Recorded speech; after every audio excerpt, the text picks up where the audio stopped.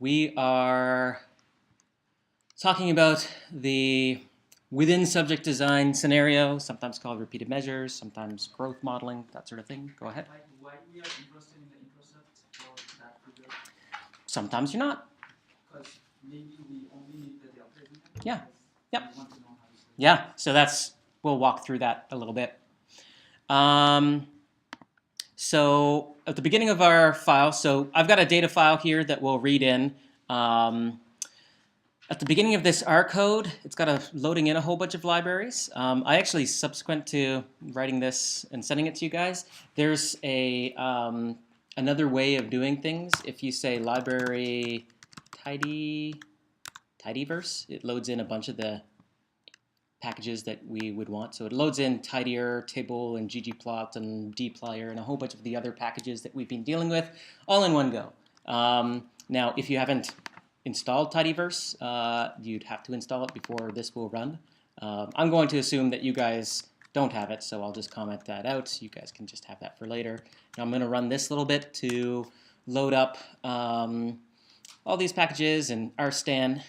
Now, right at the top, it says precompile the models that we'll use. I don't want you to run this if you're following along yet, because that will block our ability to do anything else. And there's also a cool thing. Notice I've got this a little comment up here, and then 4 dashes. Turns out that when you put 4 dashes next to a comment, the RStudio sort of interface here will automatically create an entry in like a table of contents. So yeah, you can look at all the entries in the table of contents. It creates a section in your file, and you can look at all the sections and jump to different sections very quickly using that. So that's why we get these 4 dashes. Now you can actually say Command-Shift-R, and that will automatically create a new section and label. When it automatically creates them, it does this. So it puts more than 4, just so it's visually sort of more apparent. I guess sometimes I'm lazy and I just put 4 dashes where I want it instead of doing the Command-Shift-R bit. Okay, so we're going to read in the data. I've got it saying read.csv. I actually want to read it in as a table. So I'm going to say read underscore CSV, which I think I'm going to have to put reader at the beginning, R-E-A-D-R, and then colon. So this is saying look in the reader package and find the function called read underscore CSV. So that's going to read in this data file. I happen to know that it had 3 columns. One was just the labels for what the person is. You could actually click on this file and say view, and it'll show you up there. So it's a comma-separated thing. There's 3 columns. One column is just an identifier for what person each row is, and then the other 2 columns is measures. So val1 and val2 would be like A and B, measure 1, measure 2 for that person. So we can actually also view the first little bit of that table in over here. It's being read in properly. If we want to actually plot this like I had in the in this graph here, we want in theory to have the value in val1 or val1 for A and val2 for B. So we want to be able to put on the y-axis the values in those columns, but in the x-axis the 2 columns. ggplot isn't set up to do it that way. This data is what's called wide data. There's 1 person per row, but many observations from that person in that row. There's a different kind of data called long that we want, that ggplot would prefer the data to be in. Happily, it's really easy to convert data between long and wide. There's a function called gather from the tidyr package, where it takes as its first argument just a data frame. As the next 2 arguments, it's going to be the names of 2 new columns it's going to create. So it's going to create a column called time, and it's going to create a column called obs. It's a little easier to see what's going on if I actually run this, but the other two, any entries after data, key, and value are the names of columns that you want to collapse together into a single column. So what this is going to do, it's basically going to grab the val column and stack it on top of the val2. The val1 column is going to stack it on top of the val2 column. So you'll get person1, val1, the value for that. Well, let me actually just show it.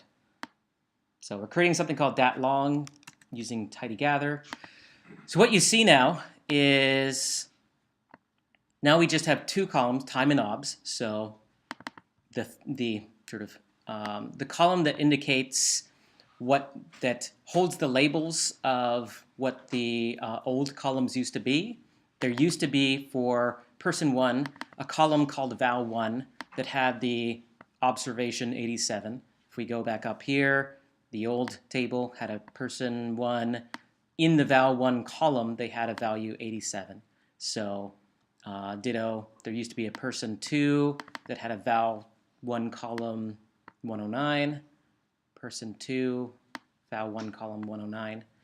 If we were to see the rest of this, which I can do by typing view datlong,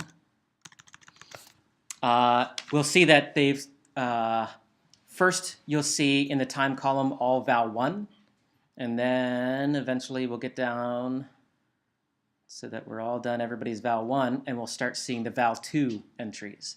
So here we get ID of 1 again.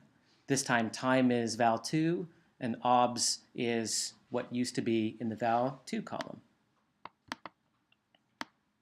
So does that make sense? We've now sort of taken it so that instead of each person has just one row, each person now has two rows. One row with val1 in the time column, and another row with val2 in the time column. And then in the obs column for those two rows is the corresponding value that were originally observed in that data set.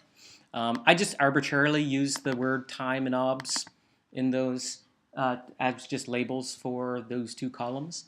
They give you the option to name those just so that they're meaningful to you. So having converted the data that used to be in what's called wide data format into something called long data format, we can now use ggplot to show a plot. So I'll run this through, and we'll get a pretty plot that looks kind of like what I had over here in my graph, but a lot nicer looking. So this is data in theory from like a scenario where you're measuring the same people at two time points maybe. Val1 is the first time point, Val2 is the second time point. So the fact that we can connect that these two dots are connected reflects that that's the same person at two different time points. So as was noted, one thing that's typically of interest is the question, overall, was there a change from time point 1 to time point 2? Another way of saying that question is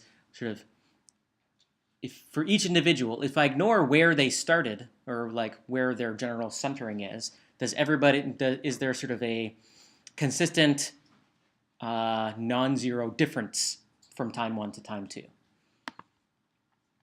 So I did all this conversion to long and then plotting just to be able to show you this data.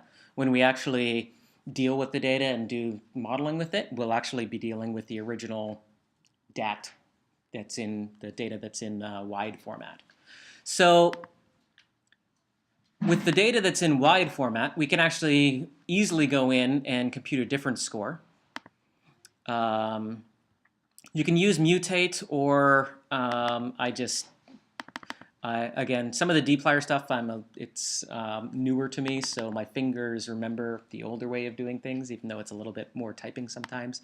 So I did the creation of a new column in the DAT by the old way. So again, let's pull up what DAT looks like.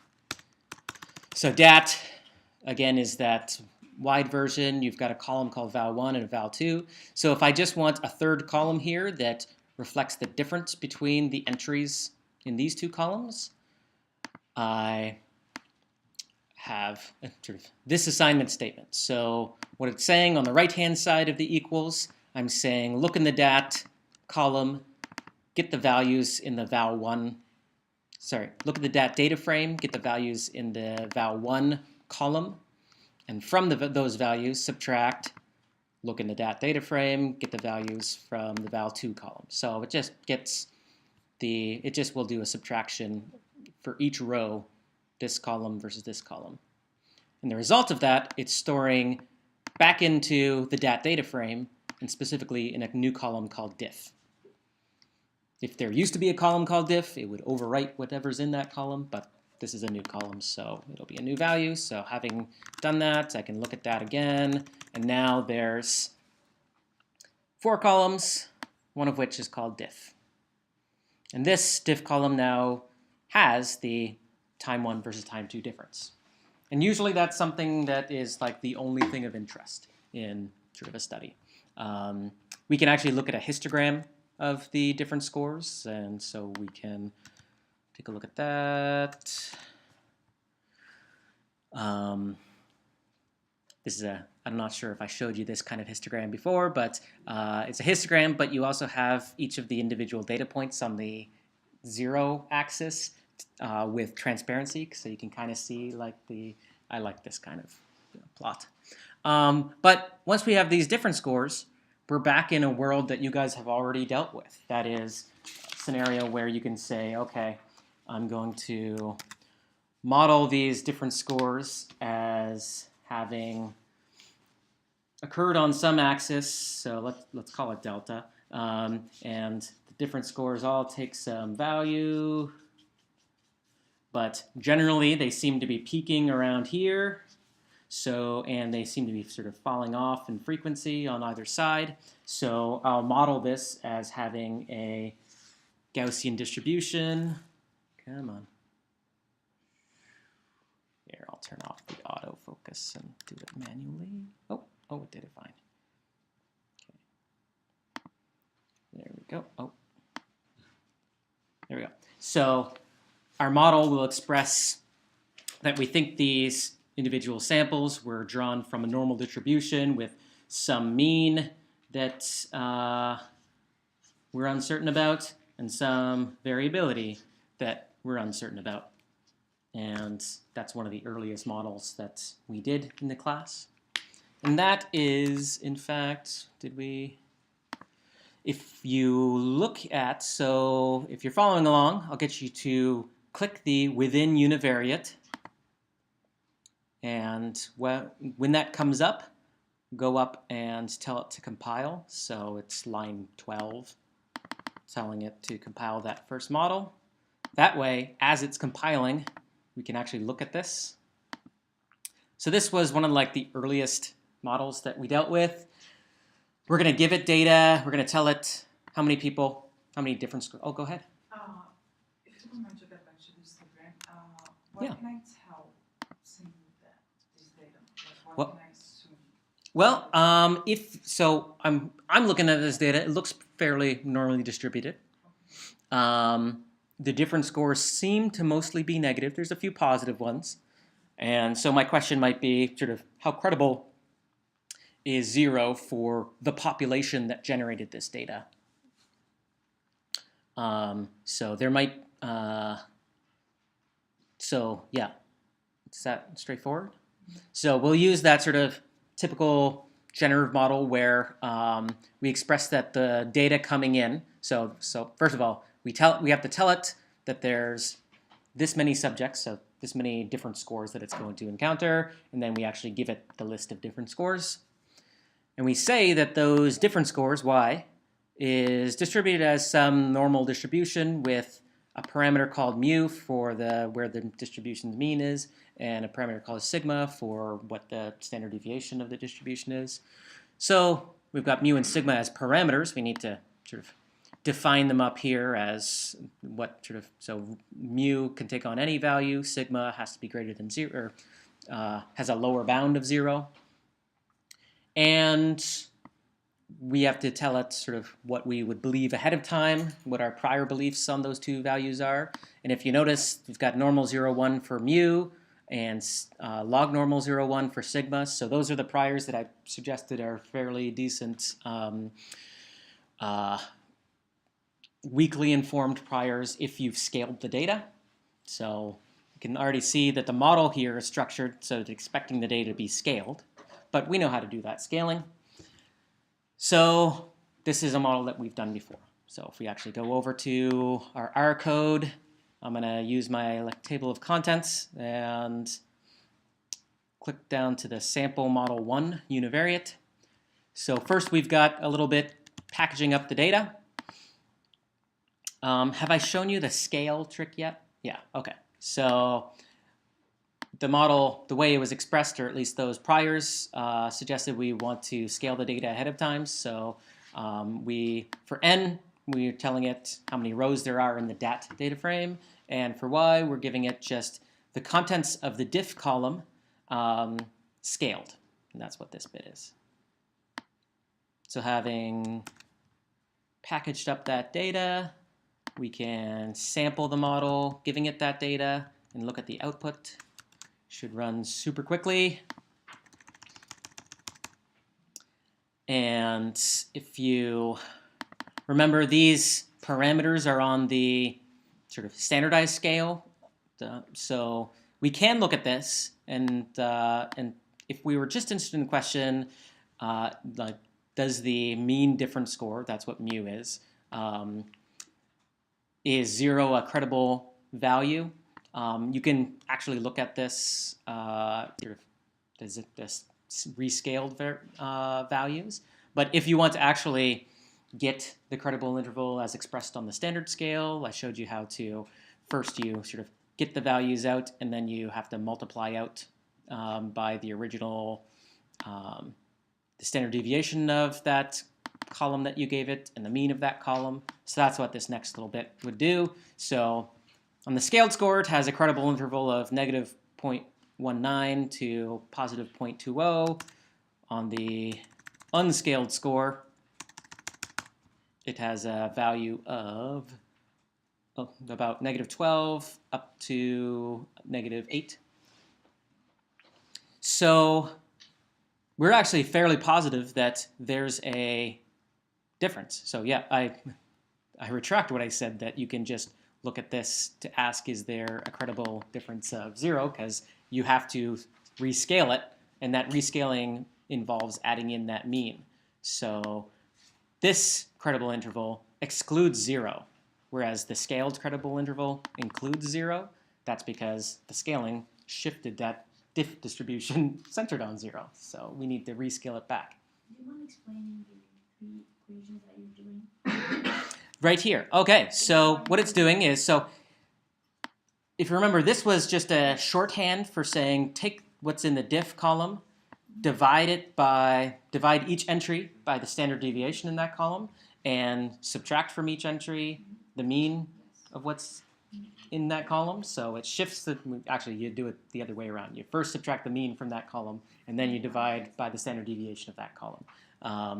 And that means that the resulting scale data has a mean of 0 and a standard deviation of 1. We have to undo that. So first we get out all the samples. So again, this little table is reflecting a summary of samples from the posterior for each parameter. So we actually want to get the raw samples so that we can do the transformation on them. So that's what this line does.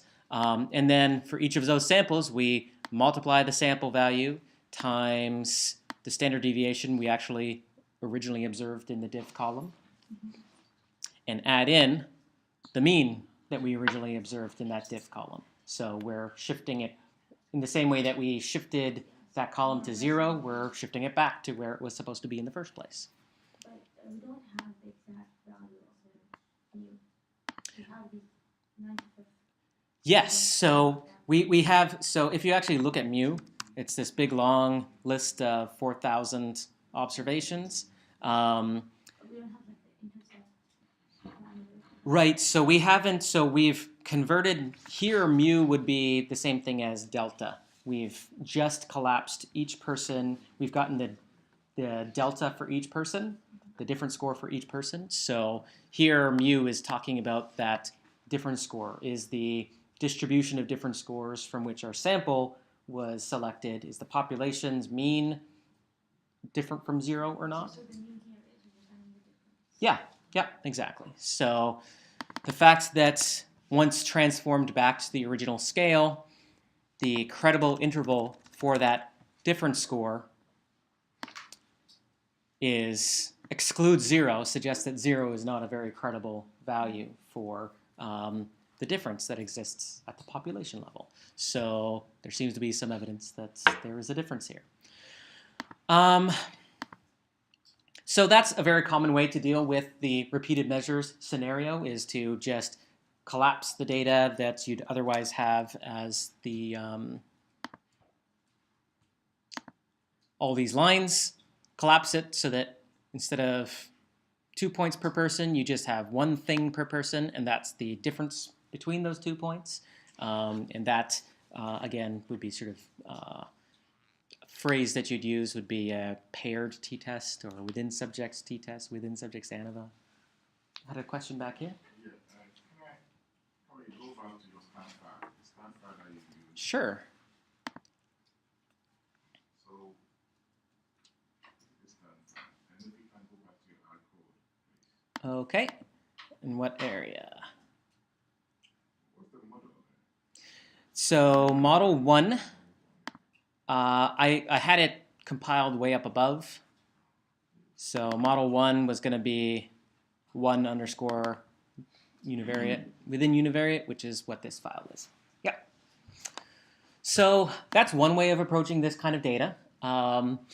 Notice we've decided that from this picture of the data where we could talk about a different score and an intercept, we've decided that we're not interested in the intercept and just focused in on that different score. Possibly, we might actually be interested in the intercept. An example might be, well, we'll get into, let's see, what is the next one? Is independent bivariate. Okay. Well, let's actually look at, in the same way that we can create a histogram of each person's difference score, let's take a look at the bivariate plot of everybody's difference score and the intercept. So we can, in the same way that we went in and we calculated a difference score per person, I'm going to go down, I guess I'll go in my table of contents here, visualize the data as bivariate. So we're going to add yet another column to DAT that is called intercept. And in there, we're going to compute the mean of the two values, the val1 and val2. So doing that, and then we can visualize the data such that it's a dot plot with each person's difference score on the x-axis and their intercept on the y-axis. Looks like this. Don't want that as 2.5. So we see sort of people vary in where their difference score is, and people vary in sort of where their intercept is. Don't really see much of a relationship here. So there's a model here that talks about modeling these two values together in the same model. I guess we'll go through it. So what I want to do is have you guys, again, anybody that's following along, click the within independent bivariate. And then once that's open, I'll go back up to the top and tell it to compile. We're not going to compare it. We're just going to do a single model that has both pieces of information. And maybe I'm interested in not only asking, is there a difference from time 1 to time 2, but also asking the general question, where are people's overall data centered? Not very interesting yet. I promise you I'll make it interesting in the next model. What is that question that you just asked in reality? What do you Ignoring what time the measurements were taken, where are people's general values? So if this were, I don't know, what is their average score? yeah, what are For people's those scores on units? average? Okay. Yeah, regardless of whatever manipulation time 1 and time 2 like. This would be for the model 2. Yeah, so we're talking about Model 2, and Model 2 is going to take in, you still need to tell it the number of peoples you're observing, but now you've got 2 sort of vectors you're giving in as data, because we've got one sort of list that's everybody's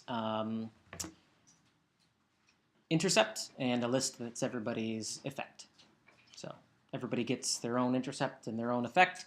And what we then have is at the very bottom of our generator model, we can say y1 is distributed as normal with mu1 and sigma 1, and y2 is distributed as normal with mu2 and sigma 2. So what this is saying is that, let's say y1, I can't remember which one I do first. Let's see. Independent bivariate. Okay, I give it the difference score as the data in y1. So what this is saying is that the list of difference scores is distributed according to a normal distribution with a mean and a variability.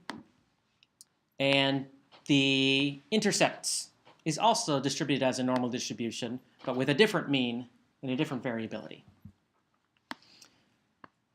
So this actually is, it should look a little bit familiar to like the 2 group examples that you had before, where now since we've got mu1 and sigma 1, mu2, sigma 2, we have to define all those as parameters up at the top, place our priors in all of them.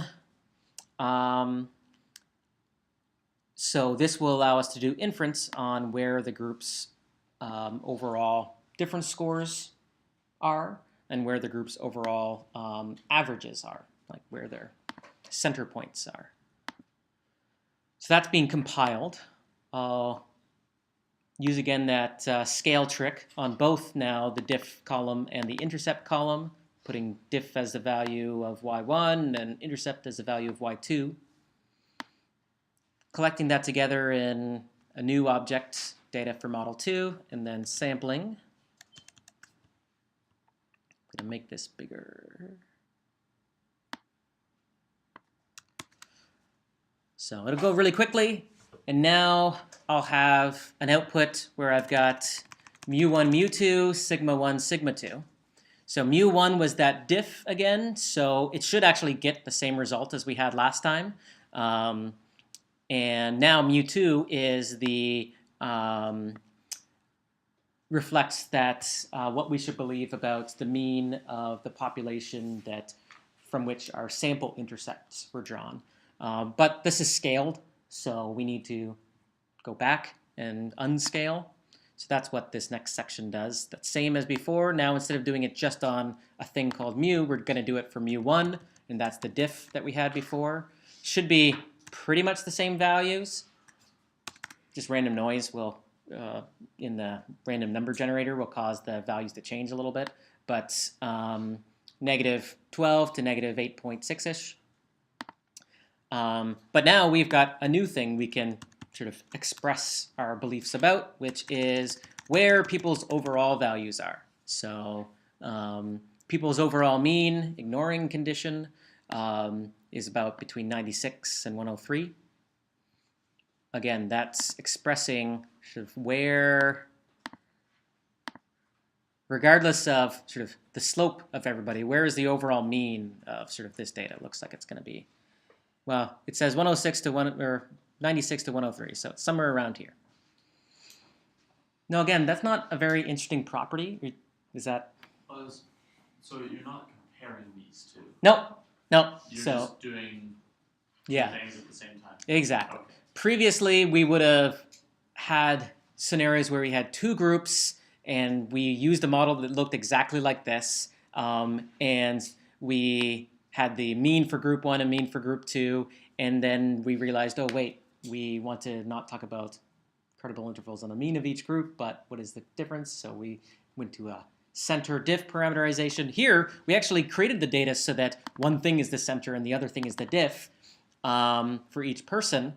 And all we're doing here is just having sort of independent modeling of those two things, but at the same time. I could have actually run that first model within univariate.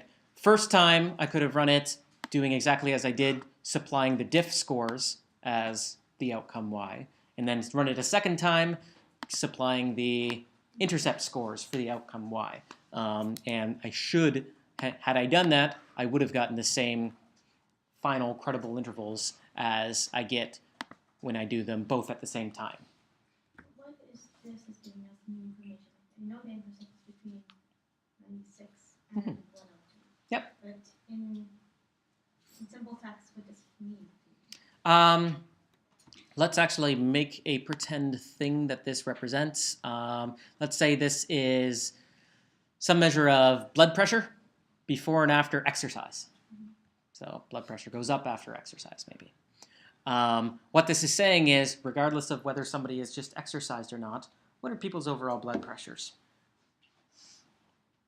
Is this something you would actually do, or is this kind of a step? This is a step, Okay. yeah.